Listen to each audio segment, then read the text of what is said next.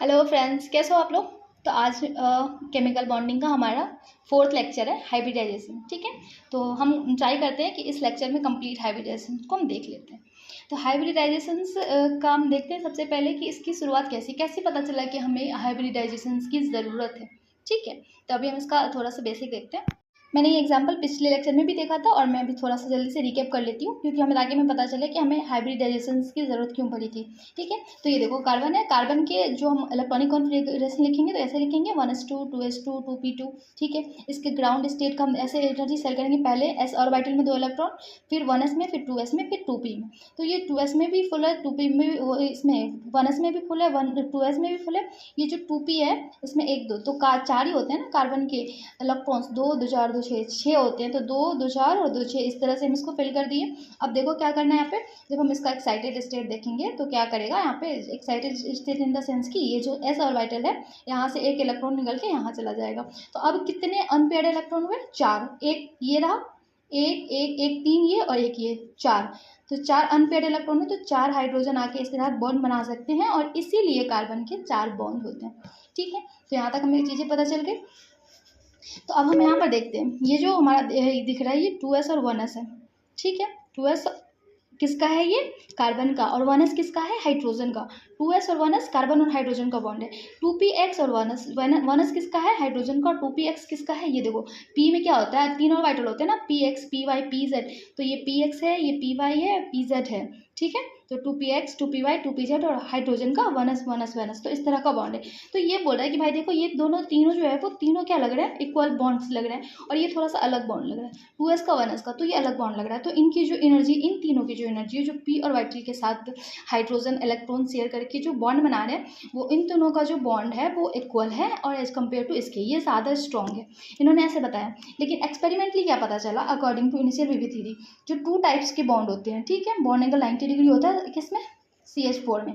किसके अकॉर्डिंग है, initial VVT के, जो सबसे पहले वाला वीवीटी था उसके अकॉर्डिंग 2 तरह के बॉन्ड थे, 90 डिग्री का एक एंगल था उनका। ठीक है, 2 तरह के बॉन्ड थे, कौन दो, ये देख लो, एक ये अलग है और ये तीनों अलग है।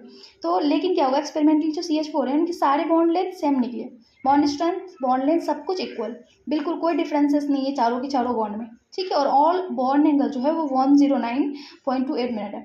तो इससे हमें क्या कंक्लूजन निकलता है कि भाई कुछ तो हुआ होगा जिसकी वजह से ये सारे के सारे एक है, क्योंकि जिस तरह से ये बॉन्ड बना है हमें तो नहीं लग रहा है ये सारे एक होने चाहिए, लेकिन फिर भी एक है, तो देयर इज समथिंग, तो वही है हाइब्रिडाइजेशन। ठीक है, तो अब हम स्टार्ट करते हैं हाइब्रिडाइजेशन। यार हम हाइब्रिडाइजेशन को जल्दी से शॉर्ट में देख लेते हैं। ठीक है, उसके बाद हम इसको कम्प्लीटली डिटेल में एक्सप्लेन करेंगे। सबसे पहले हम इसका थ्योरी देख लेते हैं, क्या होता है ये, mixing of atomic orbital of different energy to get hybrid orbital to equivalent energy. मतलब कि अलग अलग एनर्जी वाला ऑर्बिटल को मिक्स करके इक्विवेलेंट बराबर एनर्जी वाले हाइब्रिड ऑर्बिटल को जनरेट करना। ठीक है, hybridization, mixing of atomic orbitals of different energy to get hybrid orbital of equivalent energy, hybrid की इक्विवेलेंट एनर्जी। उसके बाद हम देखेंगे एस क्या करता है, एस होता है गोल, है ना, ये एस ऑर्बिटल है, ये भी एस ऑर्बिटल है।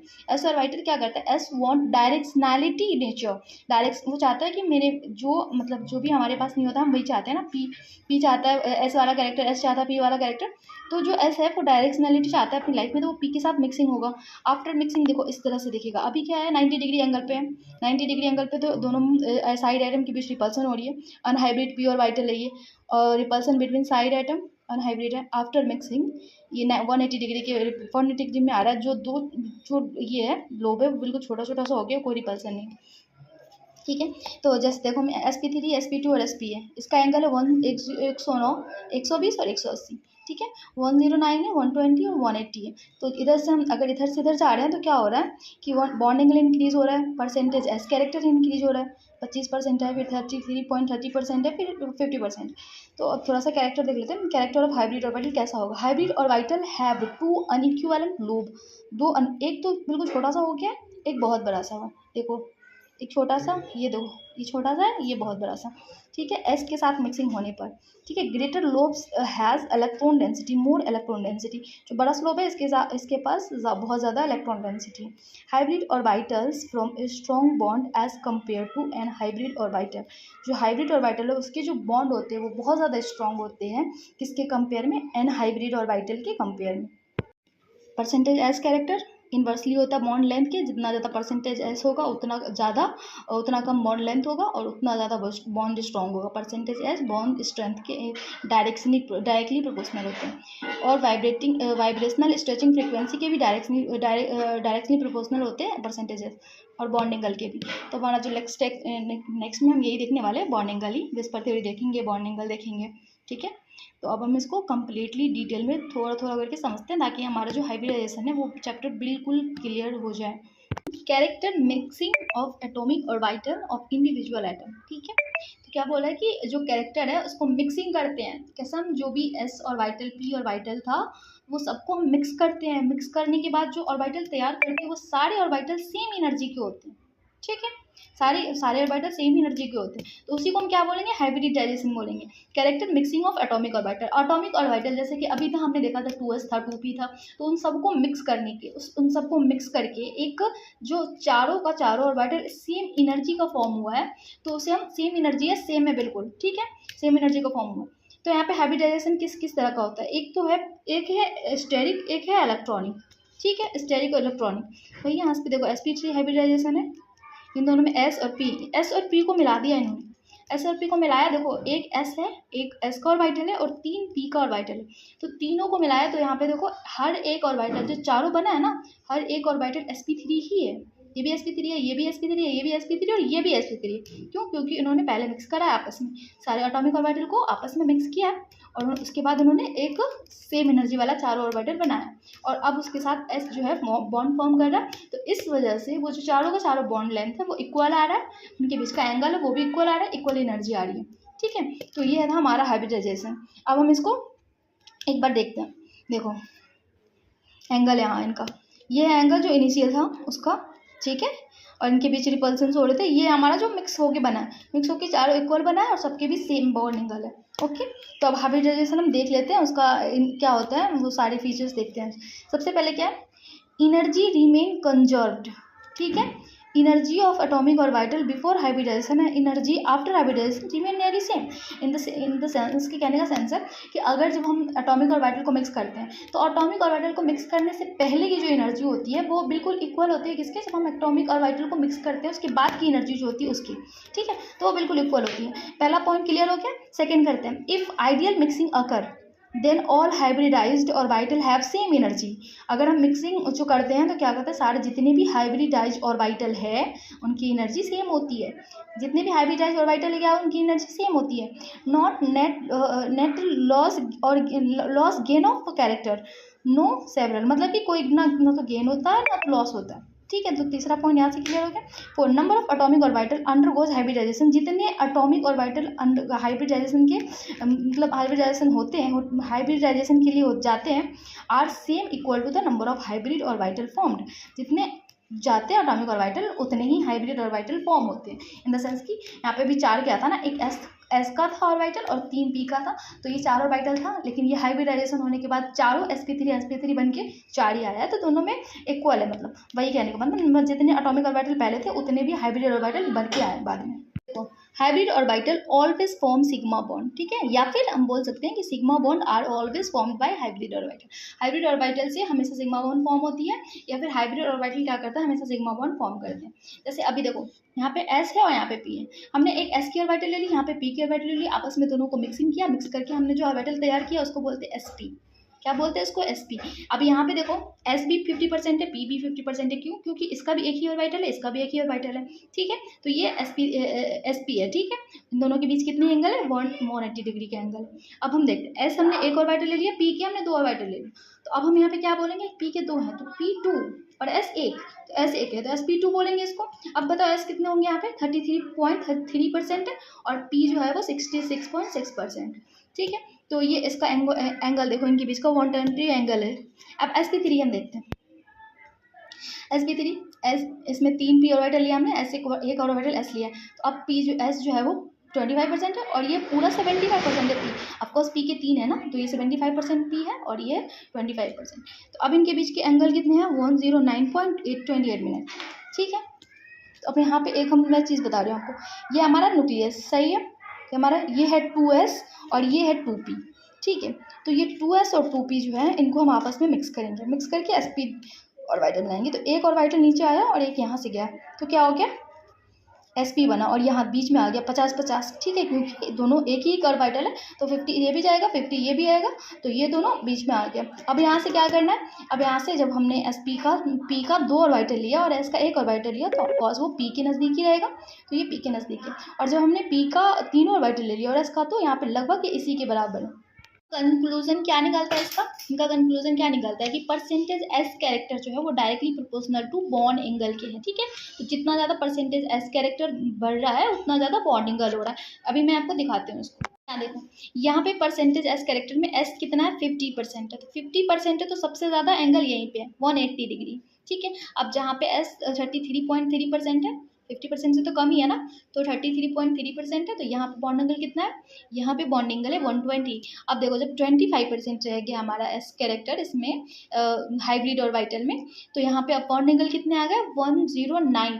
तो ये यही कहने का मतलब है कि जितना ज़्यादा परसेंटेज एस कैरेक्टर है उतना ज़्यादा एंगल होगा, जितना कम परसेंटेज एस कैरेक्टर होगा उतना कम एंगल होगा। तो ये हमारा कंक्लूजन यहाँ से एक निकल गया, ठीक है। एसपी ऑर्बिटल में हमारा जो परसेंटेज एस कैरेक्टर है वो 50% है, तो 50% है तो इसका बॉन्ड एंगल 180 डिग्री है, ठीक है। यहाँ पे हमारा 33.3% है तो इसका बॉन्ड एंगल 120 डिग्री है, और यहाँ पे हमारा 25% है तो इसका बॉन्ड एंगल 109 डिग्री है। तो हम ऐसे कह सकते हैं ना कि जितना ज़्यादा परसेंटेज एस कैरेक्टर उतना ज़्यादा हमारा बॉन्ड एंगल है, जितना कम परसेंटेज एस कैरेक्टर उतना कम बॉन्ड एंगल। कंक्लूजन आपको समझ आ गया, percentage S character directly proportional to electronegativity के होते हैं। तो अब हम देखते हैं यहाँ पे S character directly proportional to electronegativity है, तो ये तो हमने अच्छे से क्लियर समझ लिया। अब देखो परसेंटेज एस जितना ज़्यादा बढ़ेगा पी जो है उतना कम होगा, इन्वर्सली रिलेशन रखेगा। जैसे अभी हमने देखा था परसेंटेज एस कैरेक्टर 50% थे तो परसेंटेज पी कैरेक्टर भी 50% थे। यहाँ पे ये जब 33.3% हुआ था तो ये कितने बढ़ गए थे 66.6, इन द सेंस कि ये जितना कम हुआ ये उतना ज़्यादा बढ़ रहा है। ये जब 25% बच गया था तो ये कितना बढ़ा था 75%, तो ये एक दूसरे के इन्वर्सली रिलेशन रख रहा है। तो इस बेसिस पे अगर हम सबको कोरिलेट करते हैं तो बॉन्ड एंगल जो है वो डायरेक्टली प्रोपोर्शनल किसके है, परसेंटेज एस कैरेक्टर के, जो कि अभी हमने प्रैक्टिकली देखा है। और जब परसेंटेज एस क्या है इलेक्ट्रोनेगेटिविटी के डायरेक्टली प्रोपोर्शनल है। उसके बाद क्या है, ये बॉन्ड लेंथ जो है वो इन तीनों के इन्वर्सली होंगे, ठीक है। इन तीनों के जितना ज़्यादा इलेक्ट्रोनेगेटिव होगा ये उतना कम बॉन्ड लेंथ होगा, जितना ज़्यादा परसेंटेज एस कैरेक्टर उतना कम बॉन्ड लेंथ, जितना ज़्यादा बॉन्ड एंगल उतना ज़्यादा बॉन्ड लेंथ कम होगा। अच्छा, बॉन्ड लेंथ को बॉन्ड स्ट्रेंथ से भी हम कंपेयर कर रहे हैं, यहाँ पे जितना ज़्यादा बॉन्ड स्ट्रेंथ होगा उतना कम बॉन्ड लेंथ होगा, इन द सेंस कि इसको हम इन सब के कैटेगरी में भी रख सकते हैं, ठीक है, डायरेक्टली प्रोपोर्शनल में, क्योंकि 1/, जो इन्वर्सली है बॉन्ड लेंथ वो इनके भी है और इनके भी, ठीक है। और हम एक एग्जांपल देखते हैं अमोनिया का। देखो यहाँ पे एग्जांपल, अमोनिया का 1s2, 2s2 और 2p3 इलेक्ट्रॉनिक कॉन्फ़िगरेशन हमने लिख लिया, ठीक है। अब उसके बाद हम ग्राउंड स्टेट की एनर्जी बनाएंगे। देखो 1s2 में भी 2 इलेक्ट्रॉन, 2s2 में भी और 2p में भी 3 इलेक्ट्रॉन, करेक्ट है। या फिर यहाँ देखो 1s2, अब इन चारों को हमने क्या किया, हाइब्रिड ऑर्बिटल बनाया। क्या क्या, हाइब्रिड ऑर्बिटल, s को और p को, तो क्या बन गया sp3 sp3 sp3 sp3, चारों बन गया। तो एक तो ऑलरेडी फुल है, कितने बचे हुए 3, तो अमोनिया 3 बॉन्ड बनाएगा, हाइड्रोजन के साथ 3 बॉन्ड आ जाएंगे और तीनों आके इसके साथ बॉन्ड बनाएंगे, ठीक है। नाइट्रोजन नाइट्रोजन, तो यहाँ पे ये बहुत दूर है, फिर हाइब्रिड होकर दोनों नज़दीक आ जाते हैं, फिर आपस में बॉन्ड बना लेते हैं। चलो अब हम देखते हैं कि जो NH3 है और PS3 है, तो NH3 और N और P दोनों एक ही सेम ग्रुप के हैं। जैसे यहाँ देखो कार्बन है, नाइट्रोजन है, ऑक्सीजन है, तो कार्बन, नाइट्रोजन और फॉस्फोरस दोनों सेम ग्रुप के हैं। लेकिन यहाँ पे क्या है, यहाँ पे कि जो नाइट्रोजन और फॉस्फोरस है वो यहाँ पे बोल रहा है कि भाई नाइट्रोजन में जो हाइड्रोजन अटैच्ड है उनके बीच का जो बॉन्ड एंगल है वो 107 डिग्री है, लेकिन जबकि यहाँ पे जब हम देखते हैं PS3 में तो ये 90 डिग्री होता है। तो ऐसा क्यों हुआ, तो वही अब अभी हम समझने की कोशिश करते हैं, ठीक है। तो अभी हमने नाइट्रोजन का कॉन्फ़िगरेशन देखा है 1s2, 2s2 और 2p3। तो 2p3 में 3 इलेक्ट्रॉन है, फिर 3 हाइड्रोजन आते हैं, इसके साथ बॉन्ड बना लेते हैं, और ये वाला जो है ये लोन पेयर, ऐसा लोन पेयर होता है नाइट्रोजन पे, तो ये लोन पेयर है और ये तीनों बॉन्ड बना लिया। इनके बॉन्ड एंगल के बीच का जो डिग्री है वो कितने है 107 डिग्री है, ठीक है। लेकिन यहाँ पे PS3 में ऐसा क्यों होता है, क्योंकि जैसे जैसे हम नीचे आते हैं, देखो वैसे वैसे क्या होता है, कार्बन का साइज बढ़ता है। अब जब साइज बढ़ गया और साइड आइटम छोटा है तो वो एडजस्ट हो जाएगा, कोई रिपल्सन नहीं होगा। जैसे ये देखो ये नाइट्रोजन है तो ये होगा फास्फोरस। अब बताओ यहाँ पे हाइड्रोजन है, यहाँ पे हाइड्रोजन, यहाँ पे हाइड्रोजन है, और यहाँ पे हाइड्रोजन है और यहाँ पे हाइड्रोजन है, तो इन दोनों के बीच रिपल्सन लग रहा है ना, इन दोनों के बीच नहीं लगेगा, रिपल्सन बहुत दूर दूर है। इस वजह से क्या होता है कि यहाँ पे जो होता है हाइब्रिडाइजेशन की नीड नहीं होती, हाइब्रिडाइजेशन की नीड नहीं होने की वजह से इनका जो एंगल है वो 90 डिग्री रह जाता है, ठीक है। तो कुछ ऐसे मॉलिक्यूल होते हैं जिसमें हाइब्रिडाइजेशन की नीड नहीं होती। ड्रैगो मॉलिक्यूल, उसके बॉन्ड एंगल कितना होते हैं, 90 डिग्री होते हैं, जैसे कि PS3 AS3। ऐसा मॉलिक्यूल जिसका जो सेंट्रल एटम है वो बड़ा हो और साइड एटम जो है वो छोटा हो, सेंट्रल एटम बड़ा हो साइड एटम छोटा हो, ऐसा जो भी मॉलिक्यूल होगा वो ड्रैगो मॉलिक्यूल होगा, उसको हम ड्रैगो मॉलिक्यूल में कंसीडर करेंगे और उनका जो बॉन्ड एंगल है वो 90 डिग्री होगा।